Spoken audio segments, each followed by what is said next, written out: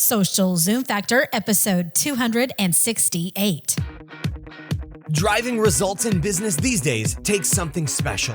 It's a combination of the right info and the right energy. Pam Moore has both and is here to help you avoid the pitfalls and guide your business and life by leveraging and integrating social media, powerful branding, and digital marketing. Welcome to Social Zoom Factor. Now it's time to live life zoomed.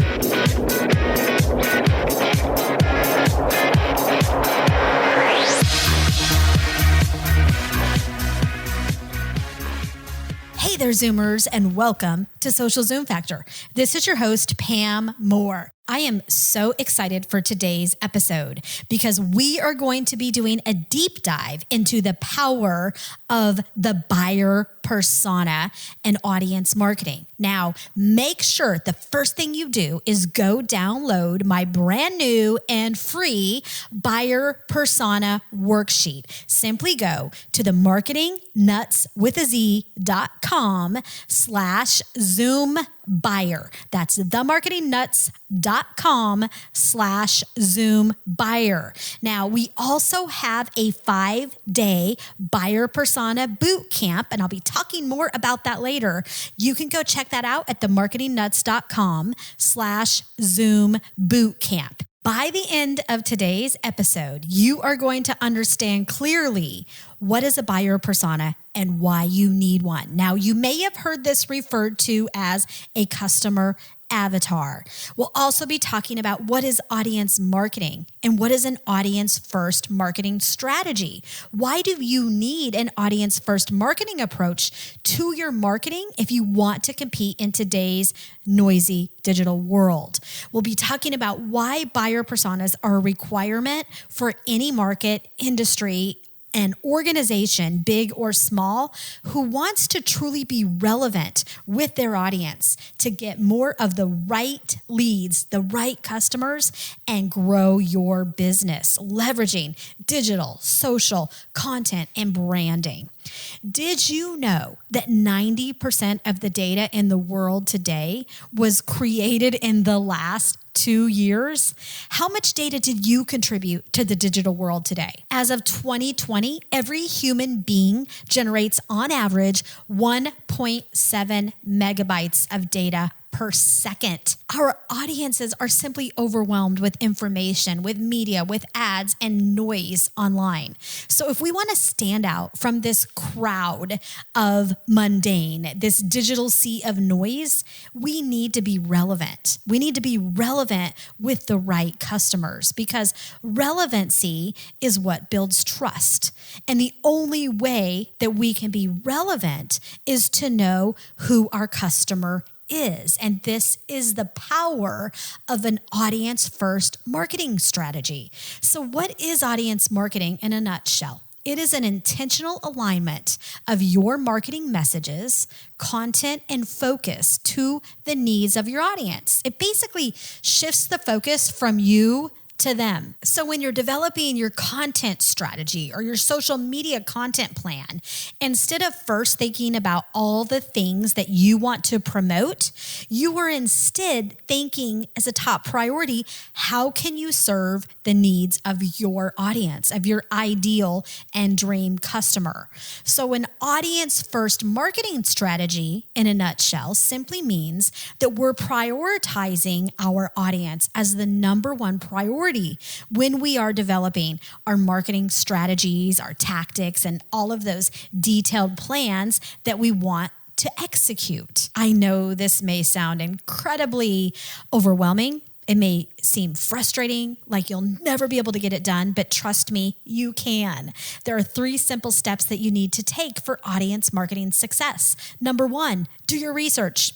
Take the time to know your customer. Number 2, know your unique value. And then number 3, just make sure you align everything you do to the needs of your audience. And I mean everything. So what do we mean when we say the word audience? This often can confuse people as well. An audience is simply people or market segments at whom you are targeting your advertising or your marketing campaign. So you may hear audience referred to as total number of listeners or viewers or readers that you reach by a specific or particular advertising or communications medium. So when we're targeting our audience, a target audience is the intended audience. It's the people we want to view and to read and to listen and engage with our content. It's that specific group of people within a target market at which a product, service, or the marketing message is aimed at.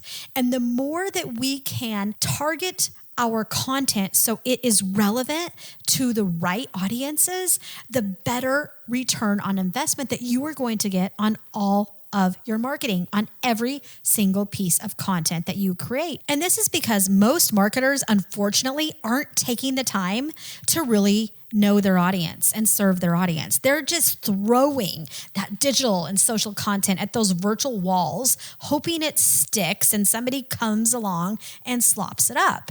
So if you take the time to understand your audience, you're going to stand out immediately with that target customer. They're going to see your content, hear your content, watch your videos, and feel that you are talking to them. It's going to grab their attention and it's going to make them know that you care about them.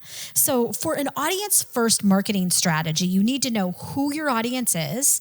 You need to know what they need from you. And then you need to make sure that you are providing your audience what they want and need.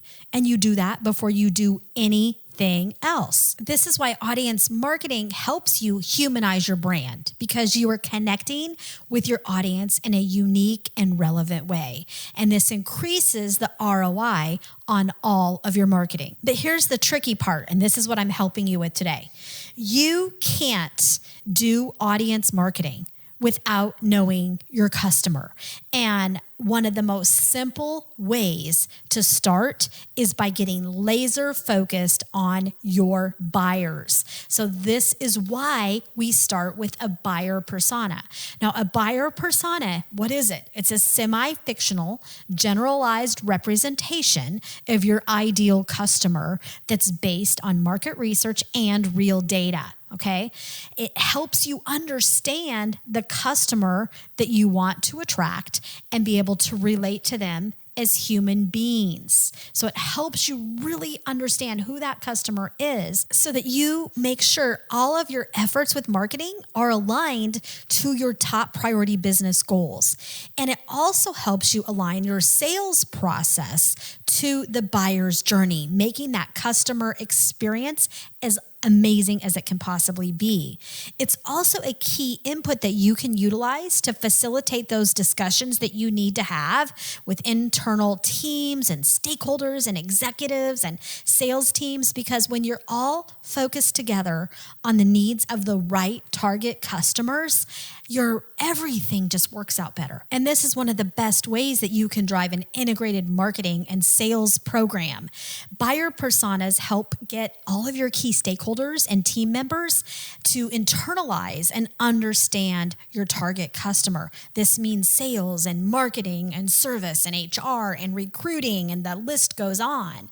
So it is going to help ensure that all of your marketing and messages are aligned to the needs of your audience. It's that simple.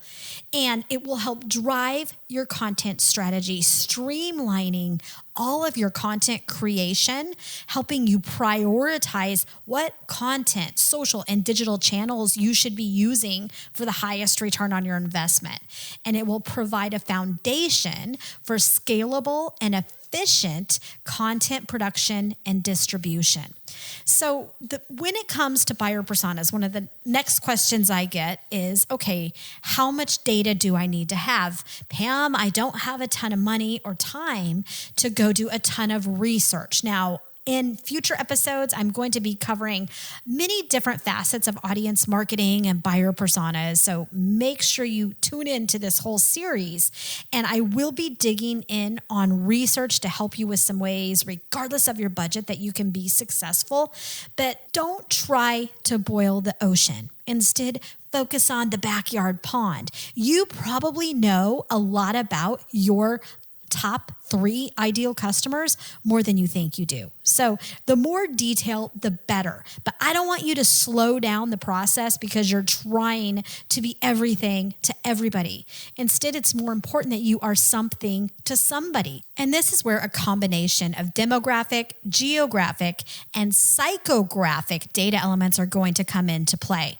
Demographic, that's what we're accustomed to as marketers. So that's going to be the facts, the who, the how old are they, where do they work, what's their income.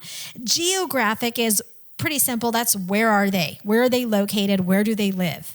Psychographic, now that tends to be more personality, behavior-based, the attitudes, really looking at why is somebody choosing you over somebody else? Why are they needing to buy your product or service? What is driving that attitude and that behavior? What are their personalities, the tones of their conversations? You're going to need to dig into those things. Developing and prioritizing your buyer personas is really going to help you get into the head of your customer.